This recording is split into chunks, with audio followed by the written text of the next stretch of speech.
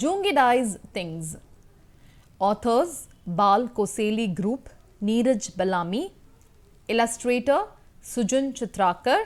Translator Rose Larson.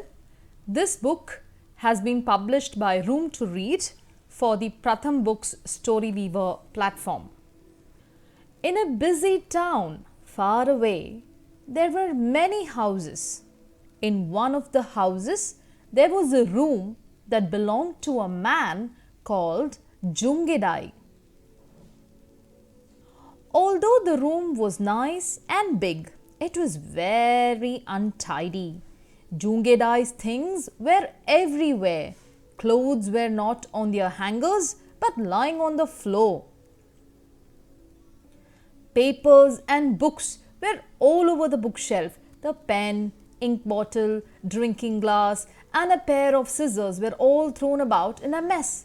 There was even a banana peel left carelessly on the floor. Joongedai's things felt angry and upset. The earthen pot next to the cupboard was thinking to itself, "Why doesn't Joongedai put us in our proper places? Doesn't he care for us?"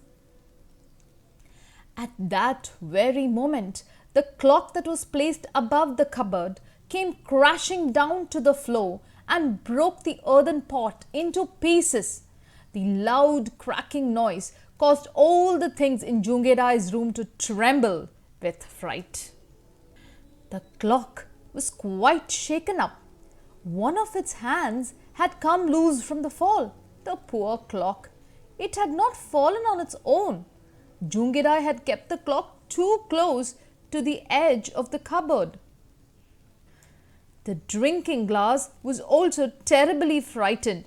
It noticed the scissors sitting right next to it, its sharp edges a bit too close.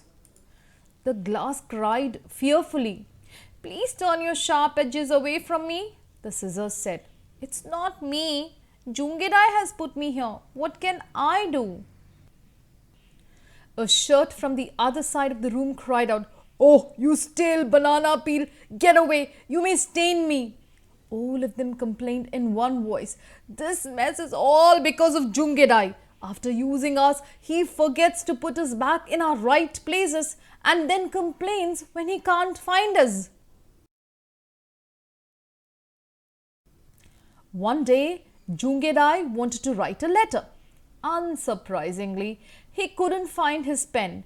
He grumbled loudly and searched his cluttered room. Finally, he found it and started writing. After Joongedai finished writing the letter, he wanted to cap his pen, but it was missing. Where had the cap gone? It had rolled under his bed, but didn't utter a sound. It felt insulted for being abandoned.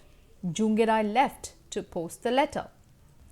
Fed up with Joongedai's carelessness, all the things in the room gathered for a meeting.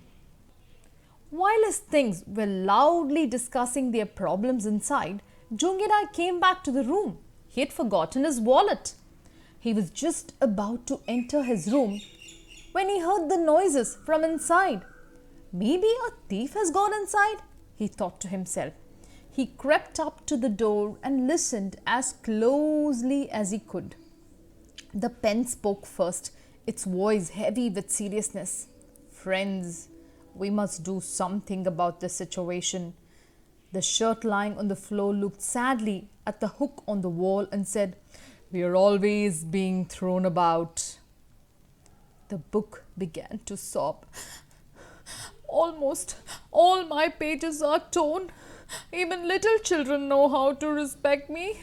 But Joongedai throws me all over the place. Should we put up with such behavior from him?" Joongedai's things shouted in one voice, "No, not at all. We are hurt and disappointed, and Joongedai must know about this."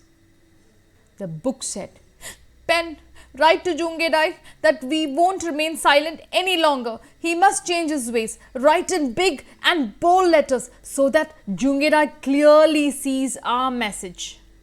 Breathing a heavy sigh, the pen said, "I cannot write by myself. Someone must hold me in their hand. They all felt sad and said, how do we tell Joongedai how we feel? Joongedai, who had been listening to their discussion from outside the room, stepped inside. He saw his things scattered all over his untidy room and began to feel ashamed. Now Joongedai's room is no longer a mess. His clothes are always on hangers. Books and papers are neatly stacked on the bookshelf. The clock, ink bottle, drinking glass and scissors are in their proper places. Joongedai is glad because he can find what he wants quickly and easily now. Joongedai's things are glad too to be where they belong. Thank you.